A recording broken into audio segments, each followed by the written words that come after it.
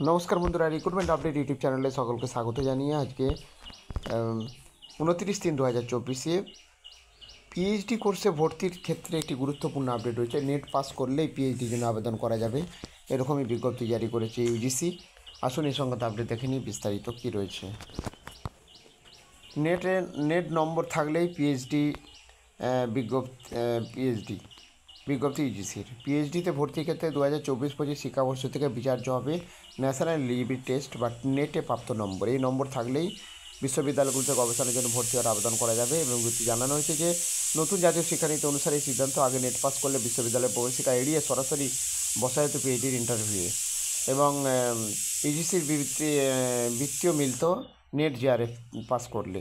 তবে বিভিন্ন বিশ্ববিদ্যালয় এবছর রাজ্যে পিএইচডির প্রবেশিকা চালু রয়েছে। এই বিভিন্ন পরীক্ষা নতুন নিয়ম অনুযায়ী কারো কাছে নেটের উপযুক্ত নম্বর থাকলে ওই পরীক্ষাগুলোতে বসার বাধ্যবাধকতা আর থাকবে না। এতদিন নেটের দুটো গোত্র ছিল, নেট জিআরএফ এবং অ্যাসিস্ট্যান্ট প্রফেসর এবং নেট ফর অ্যাসিস্ট্যান্ট প্রফেসর। ইউজিসির নতুন বিজ্ঞপ্তি অনুযায়ী 3টি গোত্রে বিভক্ত হয়েছে। প্রথমটিতে সফল প্রার্থীরা জিআরএফ বা জিআরএফ বৃত্তি ছাড়াও পিএইচডি ও সহকারী অধ্যাপক পদ নিয়োগ তিনটির জন্য যোগ্য বিবেচিত হবে। এবং দ্বিতীয়টি জিআরএফ ছাড়াও পিএইচডিতে ভর্তি ও সহকারী অধ্যাপকের চাকরি। আর তৃতীয়টি শুধু জিআরএফ ছাড়া পিএইচডির জন্য যোগ্যতা নির্ধারণ করবে। এবং ইউজিসির এই সিদ্ধান্তে বিতর্ক শুরু হয়েছে। যাদবপুর বিশ্ববিদ্যালয়ের অধ্যাপক জানিয়েছেন যে এই নির্দেশে ধোঁয়াশা রয়েছে। অনেকেই ইন্টারডিসিপ্লিনারি বিষয়ে কোনো পিএইচডি এখন করা যায় যাতে নেট দেওয়া যায় না।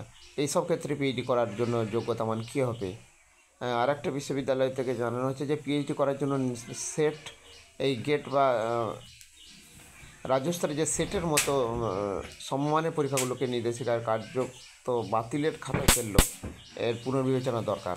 ভিন্ন যুক্তি আছে। অনেকে বলেছেন বহু ক্ষেত্রে অভিযোগ উঠেছে নেট পাস প্রার্থীরা পিএইচডিতে সুযোগ পাননি, অথচ সংশ্লিষ্ট বিদ্যালয়ের ছাত্রছাত্রীরা বিশ্ববিদ্যালয়ে প্রবেশিকা দিয়ে সুযোগ পেয়েছেন।